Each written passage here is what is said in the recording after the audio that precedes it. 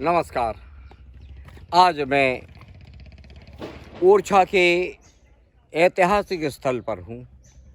ओरछा झांसी से मात्र 16 किलोमीटर दूर एक बहुत ही पवित्र स्थान है जिसका नाम है ओरछा। राम राजा भी यहाँ पर विराजमान हैं। उनकी भी एक बहुत ही अजीब स्टोरी है, कहानी है कि इस कलयुग में किस प्रकार से राम राजा महारानी कुंवर गणेश के साथ सरयू से, अयोध्या से यहाँ पधारे थे। उसकी अलग कहानी है, वो हम पहले बता चुके हैं। हम यहाँ पर आपको ये पुरानी जो बिल्डिंग्स थी जो आज खंडहर हो चुके हैं, अवशेष मात्र रह गए, उन्हें देखकर हमें, चूँकि हम हैं नृत्य से जुड़े हुए, तो नृत्य की बातें याद आती हैं कि इसी तरह से पहले प्रागैतिहासिक काल की ओर हम चलते हैं, जहाँ पर हमने अवलोकन किया हड़प्पा और मोहनजोदड़ो की जो खुदाई में सामग्री प्राप्त हुई है। उस सामग्री में मिट्टी के बर्तन, मिट्टी की तमाम प्रकार की चीज़ें, यहाँ तक कि मिट्टी के हंसली, मिट्टी के बच्चों के खिलौने खेलने के पहिए, चक्र, बर्तन। इसके साथ में सबसे बड़ी आश्चर्य की बात कि उस खुदाई में कांस्य प्रतिमा, एक प्रतिमा के बारे में हम आपको बताते हैं। इतनी प्यारी प्रतिमा प्राप्त हुई थी कि उस प्रतिमा का आप देखें, नाक नक्शा किस तरह से सुडौल बना हुआ है, साथ में केशों की बनावट, केशों के साथ में उसके अलंकरण उपकरण की बनावट, यहाँ तक कि एक हाथ में पूरी कलाई भरी हुई चूड़ियाँ, चूड़ियों के साथ में करधनी है, पुरानी टाइप के हार वगैरह पहने हुए, बहुत ही जो है आकर्षक लघु वस्त्रों में एक अप्सरा की भांति इतना सुंदर नाक नक्श उसका। वह उस समय की कला बताते हैं कि ललित कला क्या थी उस समय प्रागैतिहासिक काल में। ये लगता है उस मूर्ति को देखकर कि इस मूर्ति को देखते रहिए और ये अभी उठकर हमारे सामने नृत्य करने लगे। इतना प्यारा दृश्य उस मूर्ति का। तो यहीं से हम जानते हैं कि हमारे भारतवर्ष में नृत्य कला कितने प्राचीन काल से चली आ रही है। इतिहासविद बताते हैं कि हमारे भारतवर्ष को पहले द्रविड़ रहा करते थे यहाँ पर। द्रविड़ के बाद फिर आर्य आए। तो द्रविड़ सभ्यता से भी पहले जो कुछ था वह सब अंधकारमय है। हम लोग किसी भी तरह की बातें बनाकर या कहकर अपनी कल्पनाओं को लेकर हम आगे बढ़ते जाते हैं।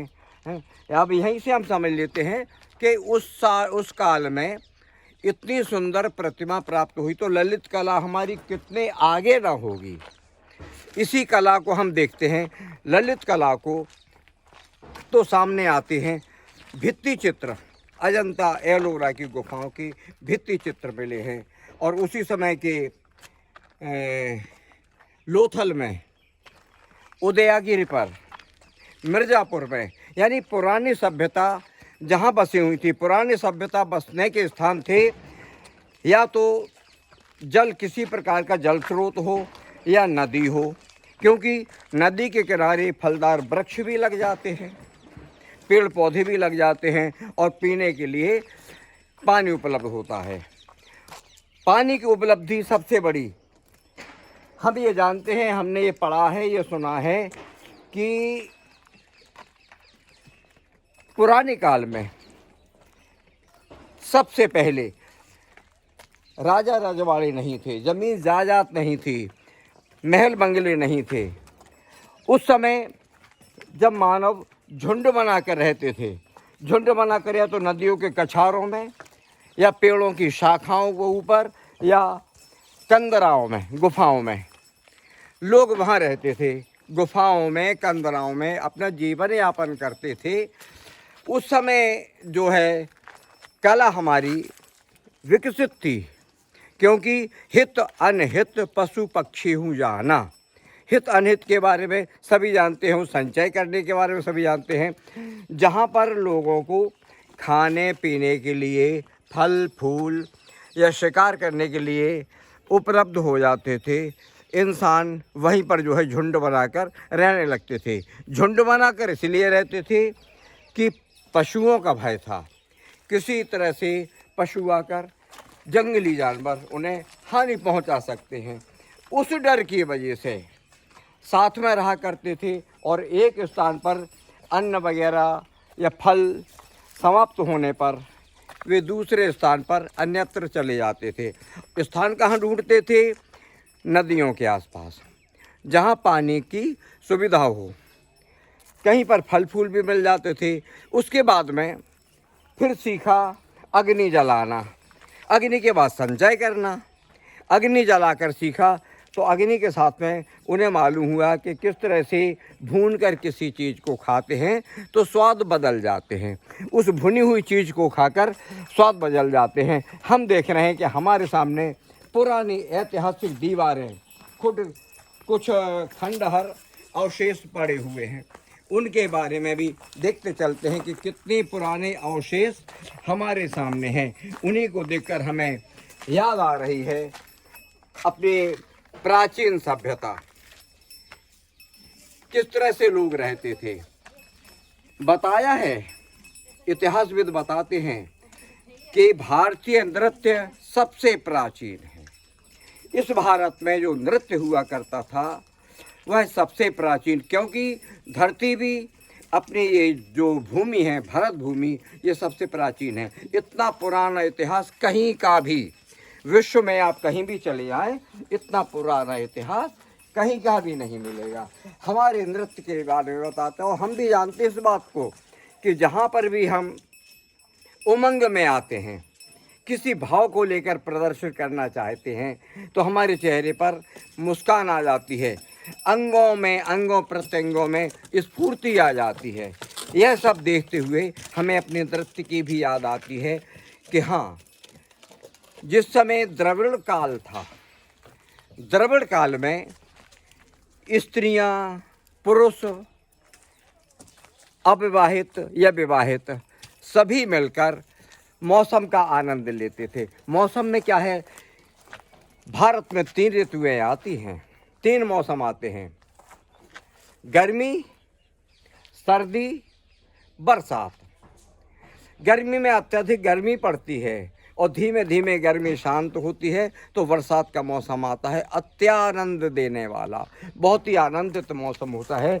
इस बरसात के मौसम में फल फूल, वन उपवन सब सज जाते हैं।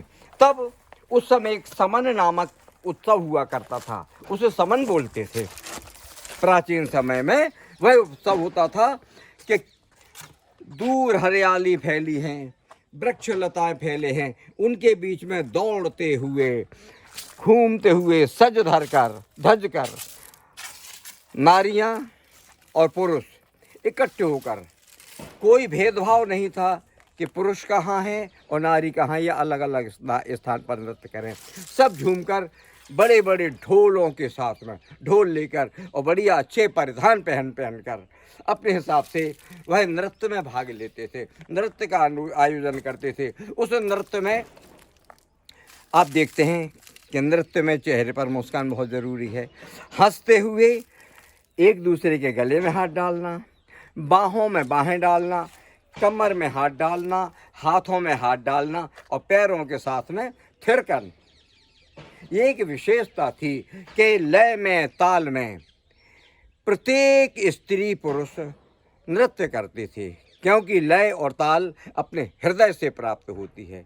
उसको देखकर मनोभूत हो जाते हैं। हम देख रहे हैं समय और वही कल्पना करते हैं कि वह क्या समय था जब हमें कोई वैमनस्य नहीं थे, किसी को किसी प्रकार का भेदभाव नहीं था। एक दूसरे को देखकर सब आह्लादित होते थे, प्रसन्न होते थे और झूम झूम कर एक दूसरे को पकड़ पकड़ कर नृत्य करते थे। वह समन उत्सव कहलाता था भारत में। उससे पहले का इतिहास में बताते हैं कि हमारे पास वह सामान उपलब्ध नहीं है, यानी उस मंजिल पर चढ़ने के लिए सीढ़ियां नहीं हैं जहां तक हम पहुंच सकें और उस काल के बारे में बता सकते हैं। उसकी हम कल्पना मात्र कर सकते हैं। हाँ, बात इतनी ज़रूर है कि मनोवैज्ञानिक प्रवृत्ति ले लीजिए या विद्वानों को सुन लीजिए, वह यही कहते हैं कि नृत्य तो सामाजिक है ही, साथ में भाव भंगिमा का आदान प्रदान, भाव भंगिमा का उजागर होना, प्राकट्य ही नृत्य है। हम यदि कोई बात करते हैं और सीधे सीधे खड़े होकर कह रहे हैं, वह समझ में नहीं आएगी, उतना उसका प्रभाव नहीं होगा, उतना उसका चेहरे का प्रभाव नहीं पड़ेगा। आप सीधे सीधे कर सकते हो, कहा जाएगा कि जा घट प्रेम न संच रहे, सो घट जार न मसान। हमें मसान नहीं समझना है, हमें एक दूसरे के भावों को समझना है। यह काल था प्राग ऐतिहासिक काल, जब मनुष्य ने चलना भी सीखा, कंदराओं से गुफाओं से उतरकर छोटे छोटे घर बनाना सीखा, क्योंकि वो जानते थे कि अब इस मौसम के बाद में यह मौसम आएगा, तो हमें बरसात में कैसे रहना है, अपने आप को जंगली जानवरों से कैसे बचाना है, या पर यहाँ पर हमारी फसल इतनी ख़त्म हो जाएगी या पूर्ण हो जाएगी तो हम उसे संचय किस तरह से कर सकते हैं। इसके लिए मनुष्य की खोपड़ी है। कहते हैं कि मैं अकेला ही चला था, जानबे मंजिल मगर लोग चलते ही गए, कारवां बनता गया। अब ये कारवां बनाने के लिए हमें बहुत कष्ट करना पड़ा। इंसान ने धीमे धीमे अपनी मनोवैज्ञानिक प्रवृत्ति के अनुसार विज्ञान का भी सहारा लिया, खगोल शास्त्र का भी सहारा लिया। जिस समय कुछ नहीं था, उस समय जहाँ झुंडों के साथ में लोग वाग रहा करते थे, झुंडों के साथ में केवल वह इतना जानते थे कि ये हमारा कबीला है, इसी कबीले को हम अन्यत्र यहाँ रह रहे हैं या कहीं रह रहे हैं। फिर उससे हमने स्थायित्व दिया, उसी कबीले को हमने स्थायित्व दिया कि छोटे छोटे मकान बनाने लगे हैं। और कुछ जो जानवर सीधे साधे होते हैं या सीधा करना इंसानों के हाथ में है, उनको अपने वश में करके हमने वाहनों का उपयोग किया, वाहनों का सहारा लिया। उन्हीं वाहनों के सहारे हम चलते आए और एक दिन आया कि जब बैलगाड़ी, ऊँट गाड़ी, घोड़ा गाड़ी, यहाँ तक कि ऊँटों की सवारी करना, घोड़े की सवारी करना, बैल की सवारी करना, ये हमने सीखा। पशुओं को पालना हमारे भारतवर्ष में अत्यधिक प्राचीन परंपरा है। यह हम जान गए थे कि किन पशुओं का मांस खाया जाता है या किन पशुओं को पाला जाता है, कौन पशु हमारे किस काम में आते हैं। इन्हें हम उत्सवों में भाग लेने के लिए ले जाते थे।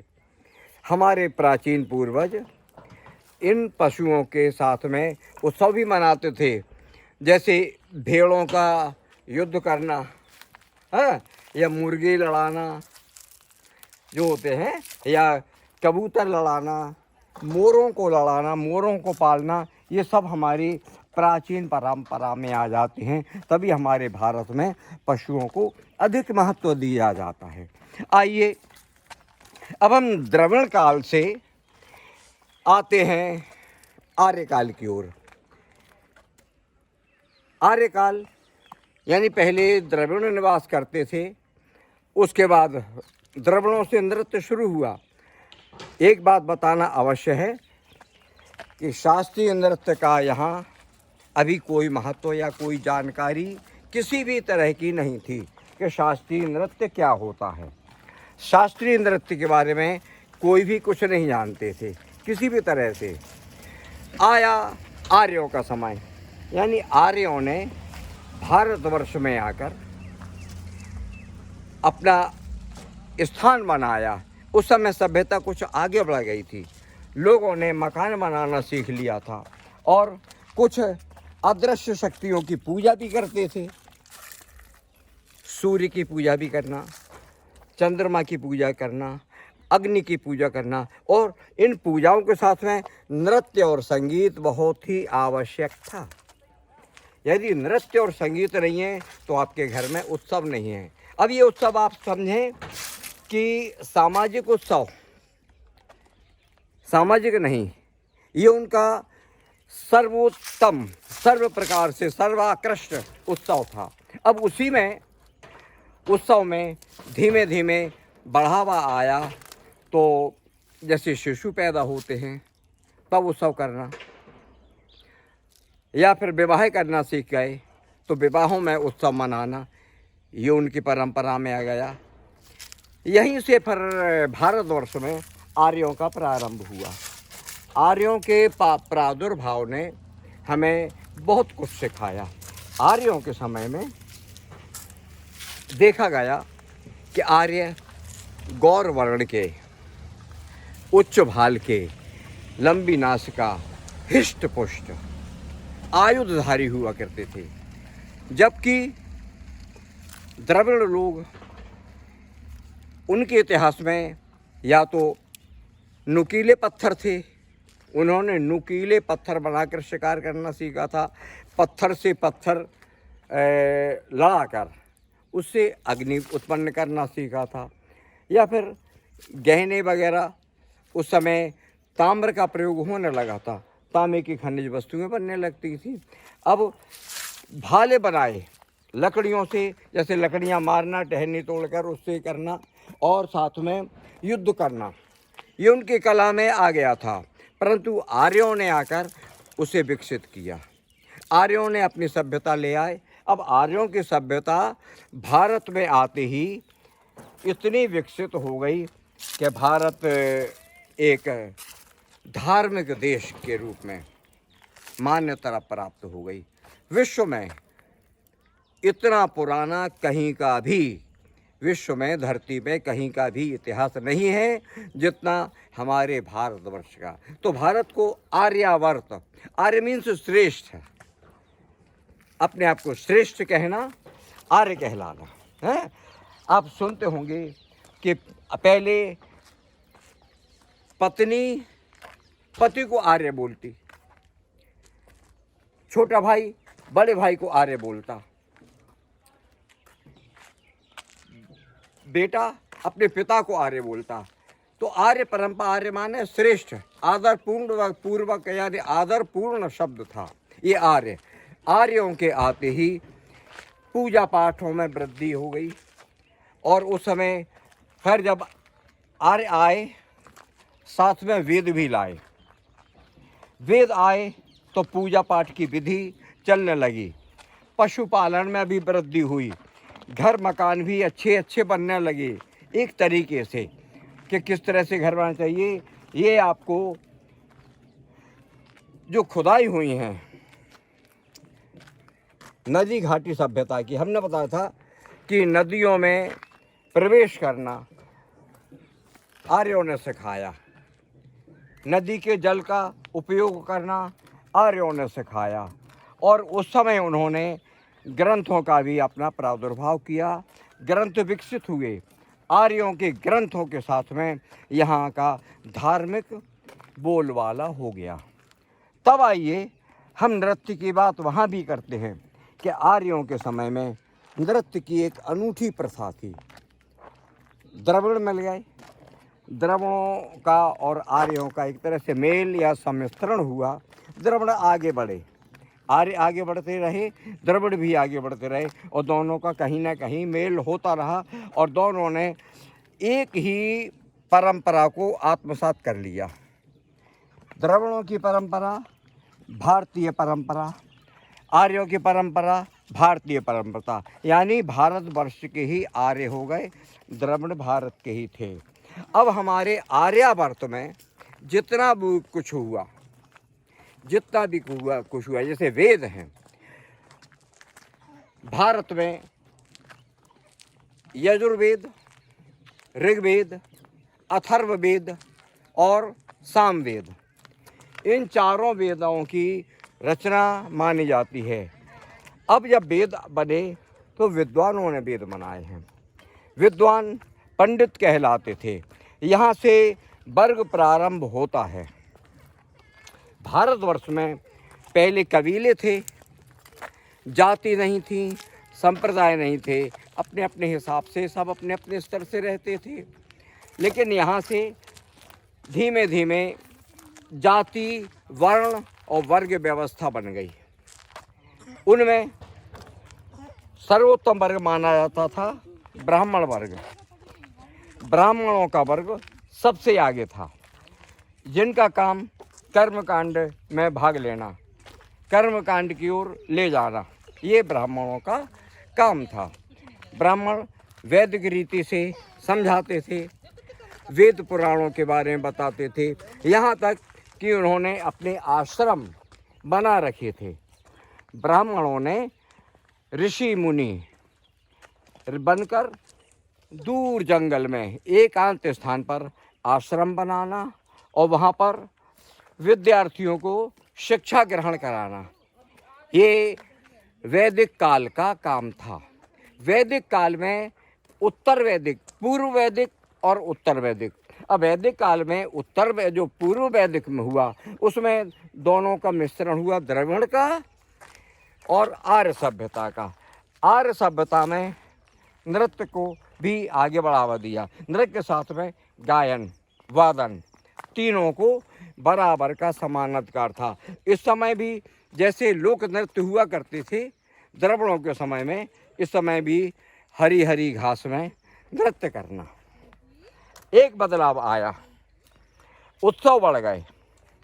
आर्यों के आने से आर्य भारतवर्ष में आए, यहाँ पर उत्सव बढ़ गए। जितनी ऋतुएं होती, यानी 3 मौसम के साथ में 3 ऋतुओं का आना, उनमें हर तरह के उत्सव, चांद की पूजा करना, चंद्रमा की, तारों की पूजा करना, ग्रह नक्षत्र को मानना, ये सब आर्य सभ्यता से प्रारंभ हुआ है। ग्रह नक्षत्र मानना, धरती को पूजना, धरती माता। किसी देश में शायद ही माना जाए कि हम धरती को माँ कहकर पुकारें। ये हमारे भारत की ही गौरवशाली परंपरा है जो आर्यों ने प्रारंभ की। यज्ञ विधि, यज्ञ हर उत्सव पर, प्रत्येक अच्छे उत्सव पर नृत्य हुआ करता था। एक और बात, जब अच्छे की बात आ गई तो एक बात मैं बतला दूं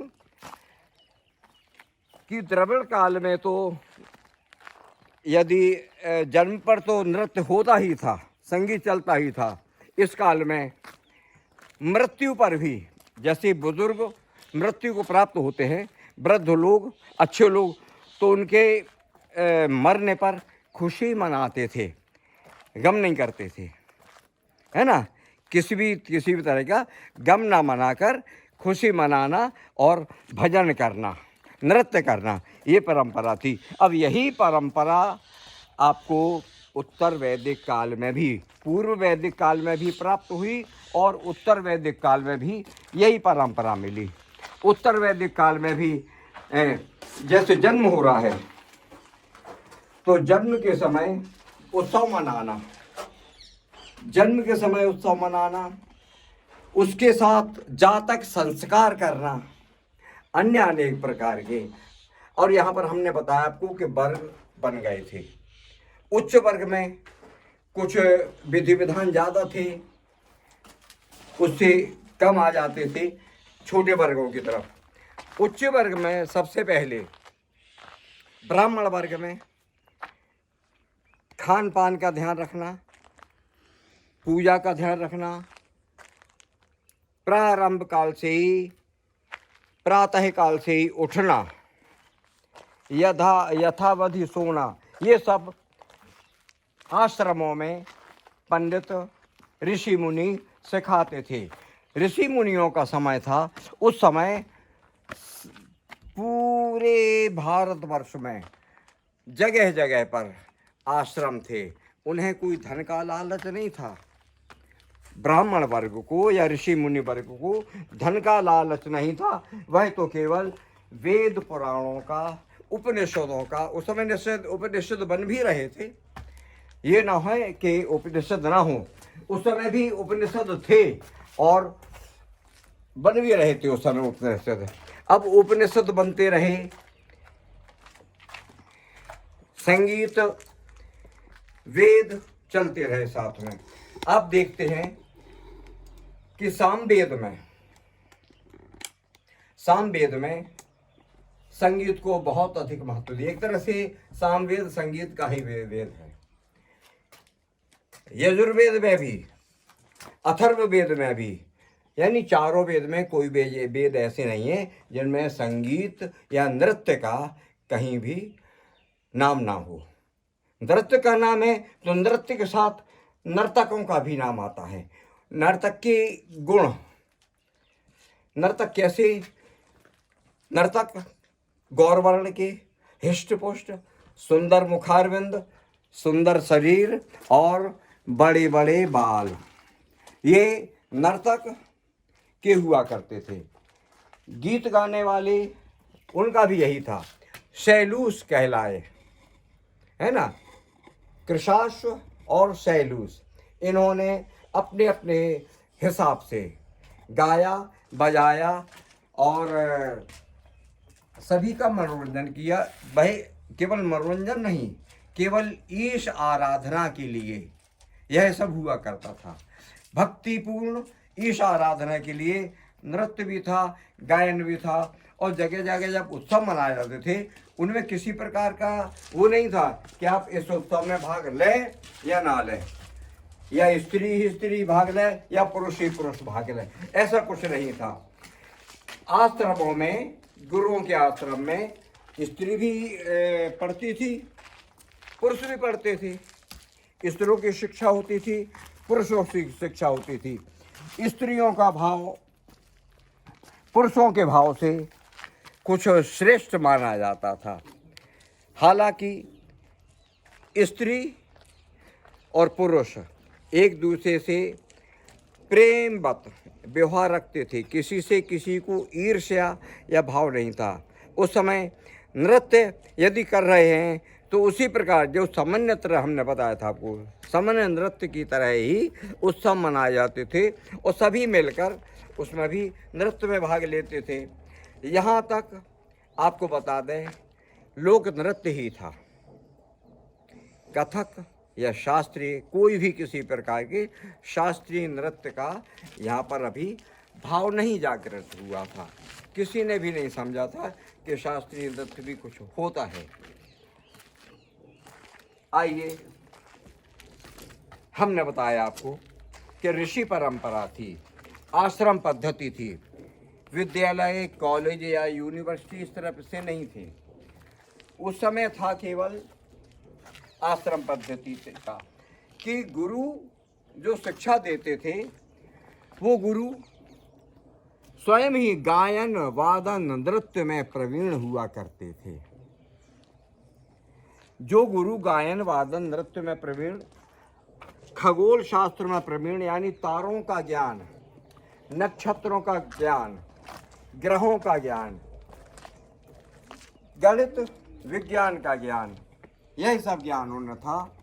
तो आइए थोड़ा सा बताएं आपको संगीत के बारे में। नृत्य तो हमने बताया आपको है कि नृत्य था, परंतु अपने उमंग का नृत्य था, अपने भाव का नृत्य था। पर्दा प्रथा नहीं थी कि पर्दे में आपको नृत्य करना है, ऐसा कुछ नहीं। आप अपने नृत्य को दे रहे हैं, अपनी उमंग के साथ दे रहे हैं, और स्वतः ही जब ढोलक की, ढोल की या तुरही की किसी तरह से थाप लगती है तो स्वयं ही नृत्य होने लगता है। संगीत में गायन, वादन और नृत्य तीनों को मिलाकर संगीत कहते हैं। अब आप देखेंगे कि लोगों ने, आदि मानव ने ढोल बनाना सीखा था। यानी जानवर मर जाता था, उसकी खाल को मर देते थे लकड़ी के खोल पर, उसे बजाते थे, और जैसे जैसे वो सूखता जाता था उसकी सुरीली आवाज़ अलग अलग हो जाती थी। यहीं से वादन, अवनद्य वाद्य का प्रारंभ होता है। और स्वर का समझिए, जंगलों में बांस लगे रहते हैं।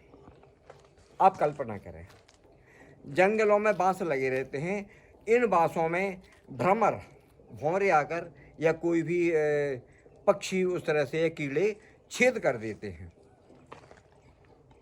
बांस में छेद कर दिया, एक या अनेक।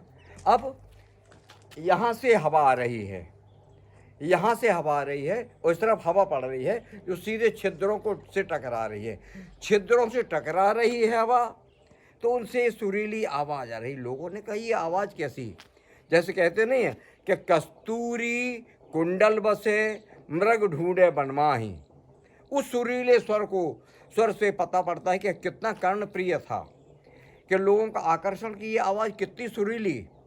बांसुरी की धुन कहाँ से आ रही है? तो बांसुरी बांस से, जो बांस में छेद हो जाते थे उनसे जो पवन टकराती थी। अब यही समझ लीजिए आप कि छोटे छोटे बच्चे खेलते हैं, पेन लेते हैं, पेन का ढक्कन ले देते हैं या शीशी ले लेते खाली, उसमें इस तरह से फूंकते हैं, तो उसी की आवाज़, उस सांस की आवाज़ निकलती है प्रारंभ होकर, है पलट कर निकलती है, तो एक सुरीली आवाज़ बनती है। तो यही सुरीली आवाज़ यहाँ से प्रारंभ होती है। अब बांसुरी का प्रारंभ लोगों ने समझ लिया कि बांसुरी इस तरह से बजाई जाती है, इस तरह से बनती है, तो बांसुरी बनने लगी। अब बांसुरी का, ढोल का बजना या उसी तरह से बीन बनाना, उसके साथ नृत्य। अब नृत्य में घुंघरू भी आवश्यक हैं।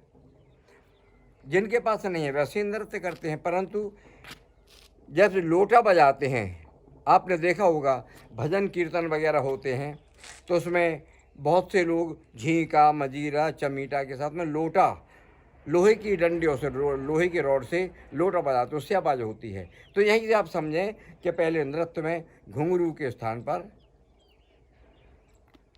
बड़े बड़े घुंघरू, कुछ घुंघरू कमर में पहने जाते थे, कुछ पैरों में पहने जाते थे, बाद में घुंघरू छोटे छोटे बने। तो यहाँ से नृत्य में घुंघरूओं का चलन प्रारंभ हुआ। उसके बाद धीमे धीमे छोटे छोटे घुंघरू, सुरीले घुंघरू, कभी छोटे घुंघरू कभी बड़े घुंघरू, इस तरह से चलते रहते थे। गुरु नृत्य सिखाते थे। एक आश्रम में एक ही गुरु मेन, और बाकी कुछ गुरु अलग अलग विषय के हिसाब से भी जो अपने विषय में पारंग होते थे। यानी हर विषय में तो पारंगित हैं ही, साथ में जिस विषय में आप पारंगित हैं उस विषय की शिक्षा देना बहुत ज़रूरी था। यही शिष्य आगे बढ़कर कुछ शिष्य गृहस्थ जीवन की तरफ चले जाते थे, कुछ शिष्य आश्रम बना लेते थे, कुछ अपनी जीविका कमाने लगते थे। जिस तरह से यानी पहले ब्राह्मण का काम किसी और जीविका में पड़ना नहीं था, वह केवल भिक्षाटन पर, भिक्षावृत्ति पर ही चलते थे।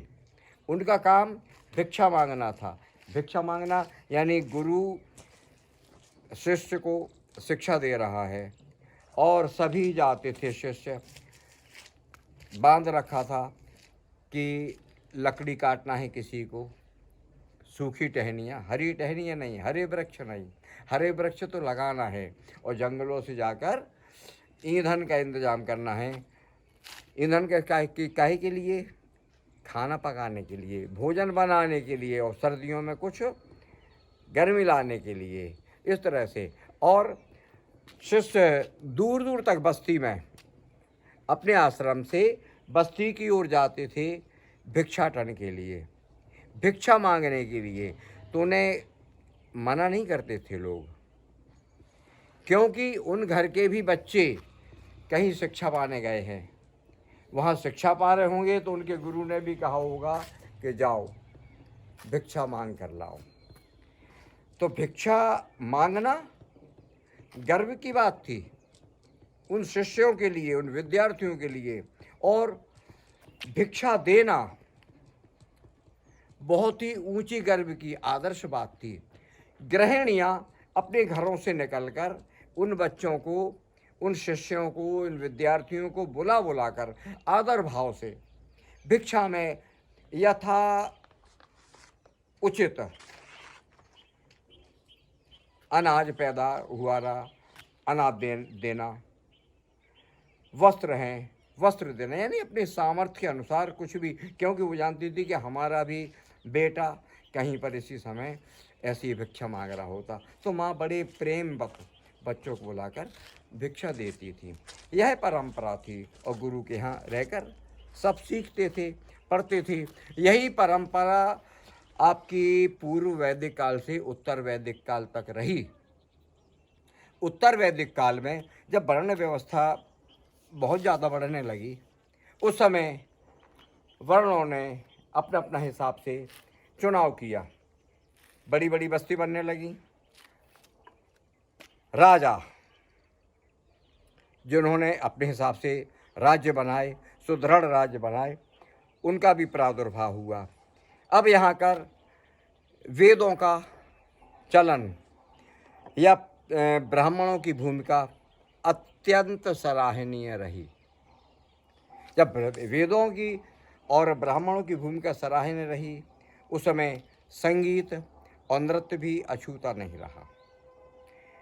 बड़े बड़े उच्च कुल के लोग, ऊंचे घराने के लोग संगीत सीखते थे, गायन करते थे, वादन करते थे। यही ले लीजिए, लंकेश, लंकाधिपति रावण, उसने भी भगवान शिव को रिझाने के लिए नृत्य किया था।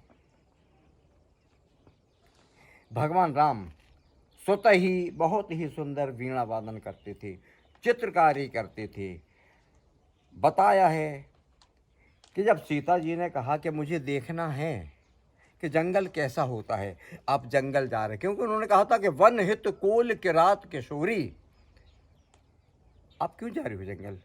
जंगल तो कोलों के लिए, किरातों के लिए है, जंगली लोग रहते, वहाँ पर क्या करोगी? तो राम ने चित्र बनाकर समझाया जानकी को कि ऐसे होते हैं, ऐसे जंगल होते हैं, ऐसे वृक्ष होते हैं, इतने पहाड़ होते हैं, नदियाँ होती हैं, पत्थर होते हैं, कोई पक्की सड़कें नहीं होती हैं, उन पर आपको चलना है। इस तरह से समझाया था सीता को। और राम ने भी, हमने बताया आपको, चित्रकारी सीखी, ललित कला, सितार वादन। अब यही जानिए आप कि यदि राम ने ललित कला सीखी तो राम के गुरु जिन्होंने सिखाया, गुरु वशिष्ठ, वह कितने आगे ना होंगे। इसी प्रकार से अन्य अनेक भी गुरु हुए हैं जो उस समय, यानी रामायण काल का प्रारंभ हुआ और यहाँ पर वर्ग बढ़ते चले गए। ऊंचे ऊंचे घरानों में नृत्य का प्रादुर्भाव था।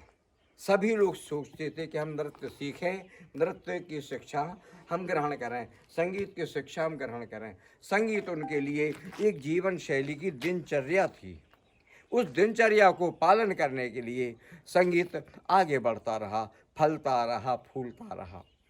रामायण काल तक हमने बतलाया आपको कि संगीत किस तरह से जनजीवन में घुल मिल गया था। अब यहाँ से बात आती है वर्गों में।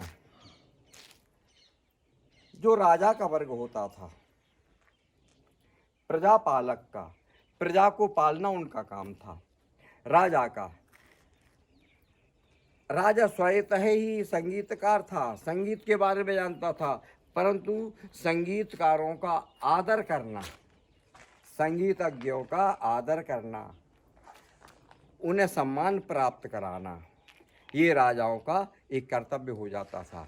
जिस तरह से राजा प्रजा का ध्यान रखते हैं, आने जाने वालों का ध्यान रखते हैं, सभी का ध्यान रखते हैं, उसी प्रकार से राजा का खास काम था कि अपने दरबार में, हमारे दरबार में जो आते हैं, हमारे संरक्षण में हैं, हम उनका संरक्षण, उन्हें संरक्षण दें, उनकी रक्षा करें, उनकी हर मूलभूत सुविधाओं का ध्यान रखें। राजा अपने काम में इतने तल्लीन थे कि उन्हें प्रजा का ध्यान रखना अति आवश्यक था। अब आप देखिए, नर्तकों की मंडलियां यहीं से प्रारंभ होती हैं। नर्तक और नर्तकियों की मंडलियां यहीं से प्रारंभ होती हैं। एक नृत्य में सैकड़ों नर्तक और नर्तकियां समूह में भाग लेते थे। हालांकि यहाँ तक भी शास्त्रीय नृत्य का प्रादुर्भाव नहीं था, था तो केवल लोक नृत्य। लोक नृत्य में ही बहुत सज धर का, अब तो यानी श्रृंगार में भी बनावट आ गई, सौंदर्य आ गया, को बहुत कुछ आगे बढ़ने लगा।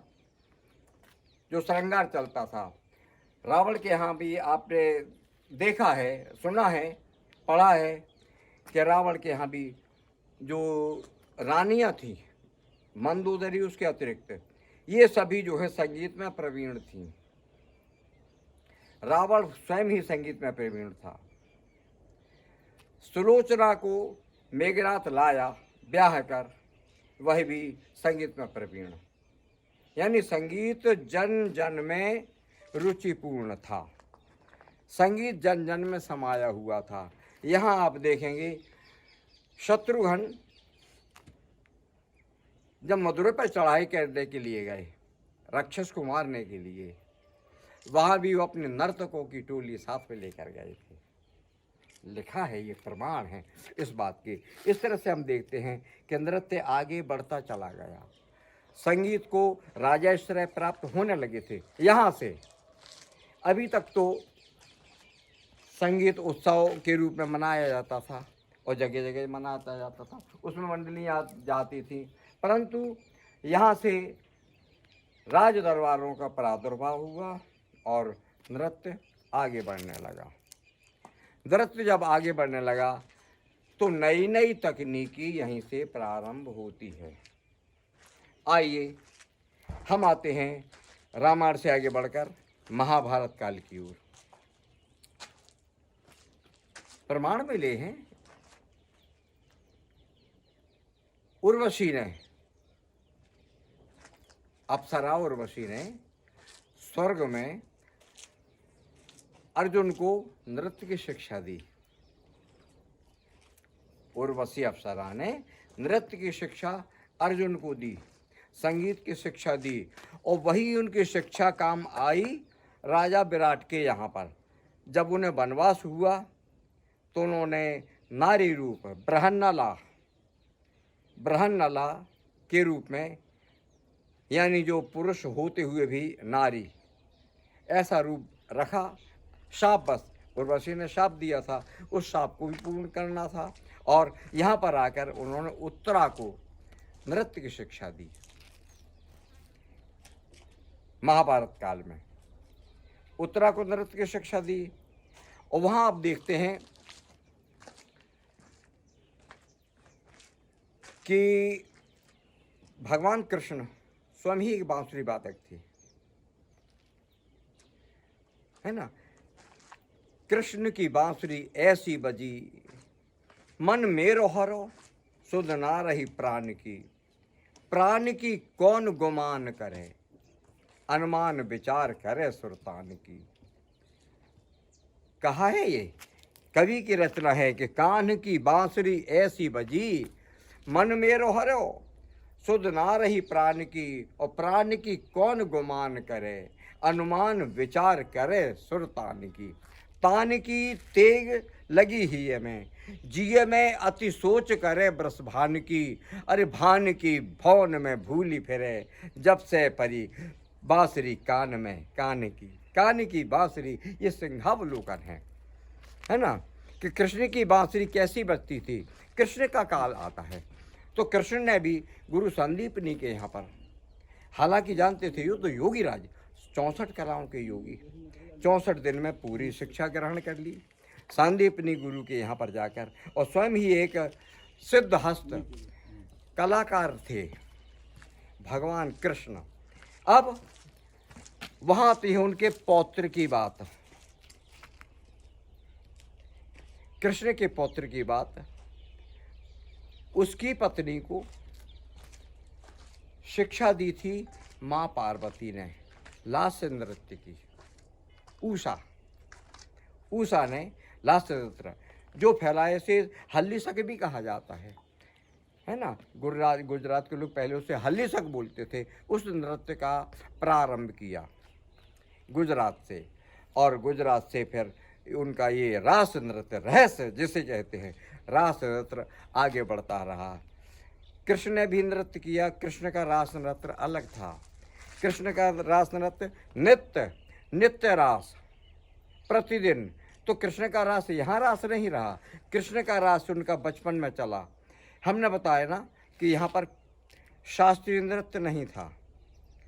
कृष्ण भी उसी प्रकार से गोपिकाओं के साथ नृत्य करते थे। गोपिकाएं सज धर कर आ जाती थी, क्योंकि कृष्ण की जब बांसुरी बजती थी तो बांसुरी तो सबके नाम ले लेकर बुलाती थी। सब गोपियाँ अपना अपना नाम सुनकर दौड़ी चली आती थी कृष्ण की बांसुरी सुनकर। कृष्ण की जैसी बांसुरी बजी तो घर का कोई भी काम कर रही हैं, उसका ध्यान नहीं है। क्या है कि बजी रस खान बजी, सुन के अब गोप कुमारी ना जी हैं कदाचित कामिनी को, जो कान परी वह तान अजी है बचाओ की कौन उपाय, तियान पे मैन न सैन सजी है तो फिर कहा बस मेरो, जो बैरन बांसुरी फिर बजी है। ऐसी कृष्ण की बांसुरी जो बजती थी तो ग्वाल बाल, ये नहीं कि केवल स्त्रियां ही, सभी उनकी तरफ दौड़ पड़ते थे। गायें भी, कहा है कि जब समय कृष्ण चले गए मथुरा और वो चले गए तो गायों ने दूध देना बंद कर दिया, गायों ने रवाना बंद कर दिया, गोपिकाओं ने काम करना बंद कर दिया, सब शिथिल हो गए अपने आप में। प्राणी मात्र, वन लताएं पेड़ पौधे सभी शिथिल थे, परंतु कृष्ण की बांसुरी की याद में यही संगीत है। रास, नृत्य रास, महारास सभी कृष्ण ने किए हैं, और महारास में भी उन्होंने एकता सिखाई कि सभी एक होकर। गोपिकाएं कहती थीं, उनका मन था कि मैं नाचूं कृष्ण के साथ, मैं नाचूं कृष्ण के साथ, मैं नाचूं।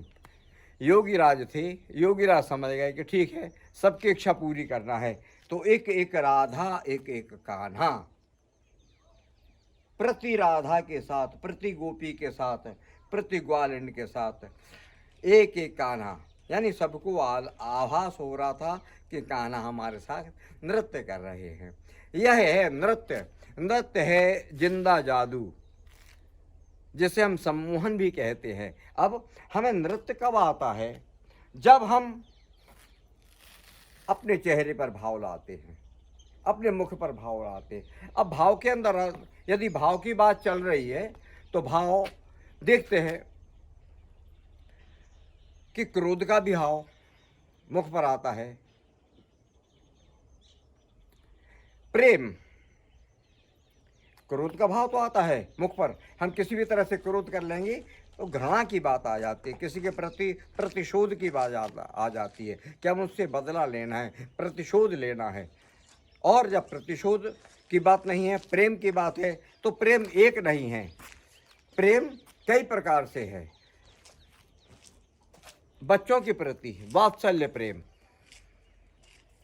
मित्र के प्रति मित्रवत प्रेम, भाई के प्रति, बहन के प्रति, माता पिता के प्रति, दोस्त के प्रति, ईश्वर के प्रति भी प्रेम के कई भाव हैं।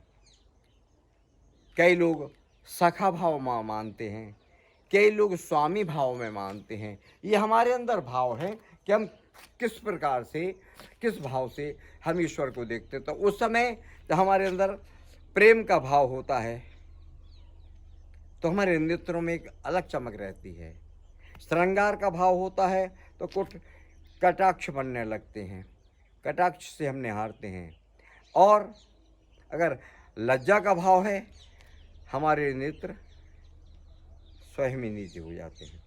किसी शायर ने कहा है, नज़र ऊंची कर ली दुआ बन गई, नज़र नीची कर ली हया बन गई, नज़र तिरछी कर ली अदा बन गई, और नज़र फिर ली तो कजा बन गई। ये है नज़र की बात, निगाहों की, कि निगाहों से और चेहरे से हमारे क्या भाव बनते हैं। उन भावों को हमें देखते हुए नृत्य करना पड़ता है। यदि नाट्य में, नाट्य और नृत्य कहीं दूर नहीं है। नृत्य और नाट्य, अब नृत्य और नाट्य के मिश्रण से ही नृत्य बना है। नृत्य में क्या है?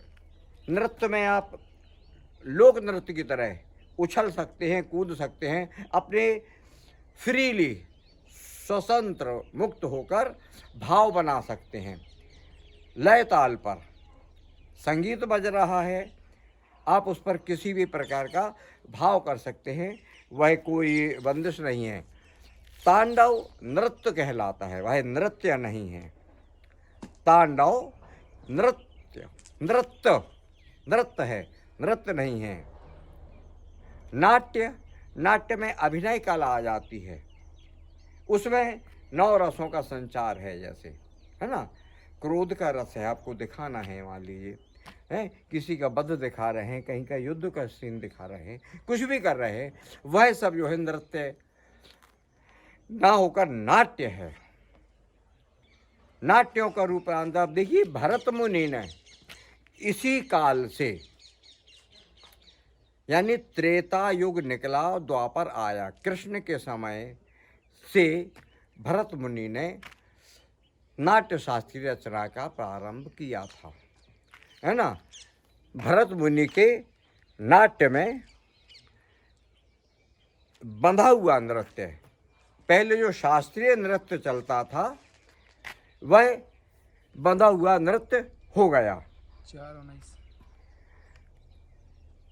अब यहाँ से आप देखें कि जब बंधा हुआ नृत्य होने लगा तो जितने लोक नर्तक थे सभी आकर्षित हुए लोक नृत्य से कि ये बंधा हुआ नृत्य शास्त्रीय नृत्य कहलाता है। शास्त्र के अनुसार जो भरत मुनि ने नाट्य शास्त्र, बड़ी तपस्या, बड़ी रिसर्च के बाद में, बड़ी सोच के बाद में जो नाट्य शास्त्र लिखा, वह नाट्य यानी नृत्य, नृत्य और नाट्य, यानी नृत्य और नाट्य, इनके समावेश से, सम्मिश्रण से नृत्य की उत्पत्ति होती है। नृत्य में हमारे भाव भंगिमा नाट्य की तरह, अंग संचालन, अंग प्रत्यंग संचालन नृत्य की तरह, थिरकन नृत्य की तरह, इस तरह से दोनों के समावेश से नृत्य तैयार हुआ है, भरतनाट्यम। एक बात हम देखते हैं, पहले नृत्य समूहों के रूप में हुआ करता था, झुंड के रूप में हुआ करता था। उसके बाद में राजाश्रय प्राप्त हुआ, भगवान राम के ही समय से समझ लीजिए, यहाँ पर राजा के दरबार में नृत्य हुआ। कृष्ण के समय में भी नृत्य हुआ, हर जगह नृत्य हुआ। कृष्ण ने भी नृत्य किया, गोपिकाओं ने भी नृत्य किया। यहाँ कोई भाव शास्त्रीय नृत्य का नहीं था। कृष्ण बांसुरी बजाते, गोपिकाएं नृत्य करती, कोई ढोल बजा रहा है, कोई वीणा बजा रहा है, क्योंकि वीणा भी आवश्यक है, माँ सरस्वती का वाद है ना। वाद्य यंत्र पहले 4 प्रकार के थे, अभी है तत्वाद्य, तत् यानी तंत्र, तार का बाजा, जो तार के बाजे होते हैं। तो माँ सरस्वती का ये तो आदि वाद्य यंत्र है, वीणा, वाद्य यंत्र वीणा हुआ।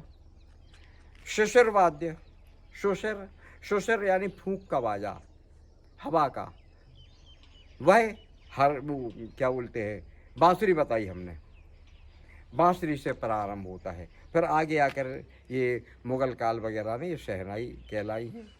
पहले बांसुरी, बांसुरी से ही शुरुआत है ना। आजकल तो हवा यानी फूंक का, हवा का बाजा है, तो हारमोनी को भी उसी में लेने लगी। खैर उस बात को हम आगे नहीं बढ़ा रहे हैं, हम बात तो बता रहे हैं आपको। तत्वाद्य, शुसरवाद्य, औनद्ध, औनद्धवाद्य यानी मड़े हुए, खाल के मड़े हुए, जैसे मृदंग, पखावज, ढप, डमरू है भगवान शंकर का, ये खाल के मड़े हुए बाजे हैं, है ना। तो ये जो है औनद्ध वाद्य। एक आता है घन वाद्य। घन वाद्य के अंतर्गत धातु के बने हुए, यानी धातु से निर्मित, तो धातु से ही बजाने वाले या धातु टकराने वाले वाद्य, उनमें झींका, मजीरा, साधु लोग चमीटर लिए रहते हैं वो है, या लोटा है, हैं इस तरह के ये वाद्य, ये जो है घन वाद्य में आ जाते हैं। हमारी बात तो चल रही है नृत्य के ऊपर, कि नृत्य में यहाँ से, यानी महाभारत काल का अंतिम चरण आया, वहाँ से महाराज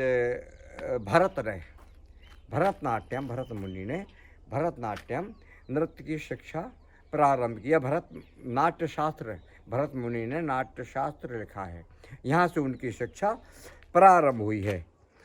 नृत्य चलता रहता है, नृत्य चलता रहेगा। आइए हम ये नृत्य के बारे में हम आपको बता चुके, है ना। आइए थोड़ा सा नृत्य का भाव आपको दिखाते हैं, है ना, कि कथक नृत्य में भी, भरतनाट्यम में तो है ही, मुद्राएं किस प्रकार से बनाई जाती हैं, मुद्राओं का भाव। मुद्रा बनाई सबसे पहली जो मान लीजिए वीणा पाणी की, माँ सरस्वती की। यदि हम नृत्य करते हैं तो माँ वीणा पाणी की आराधना करते हैं। इस तरह से वीणा बनाने का भाव करते हैं। अब भाव बनता है, समझ लीजिए स्वतः ही,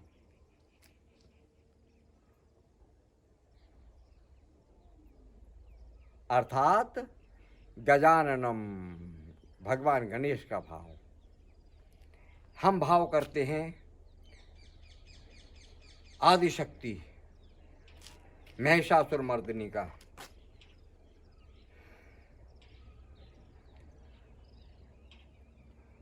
अब देखें आप माँ सरस्वती के चेहरे का भाव, भगवान गणेश के चेहरे का भाव, आदिशक्ति माँ भगवती के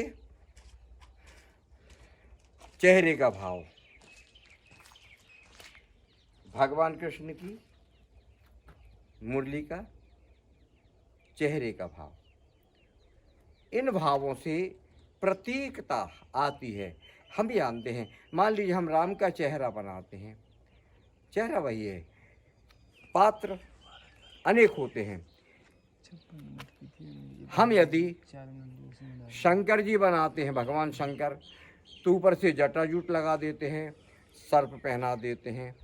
उसी को हम अगर मेकअप हटाकर मुकुट लगाएं, सूर्यवंशी राम का तिलक लगाएं, धनुष बाण पकड़ा दें, वह राम हो गया। या वनवासी वेश बना दें तो राम हो गया। और यदि उसी को हम मुरली पकड़ा देते हैं, मोर मुकुट लगा देते हैं, वह कृष्ण का भाव हो जाएगा, वह कृष्ण हो जाएगा, है ना। इसी तरह से यानी पात्रों का चयन करना कि पात्र कौन सा अनुरूप है, नृत्य में अति आवश्यक है। चलिए आज इतना ही। अगले अंक में हम आपसे पुनः मुलाकात करेंगे। तब तक के लिए धन्यवाद।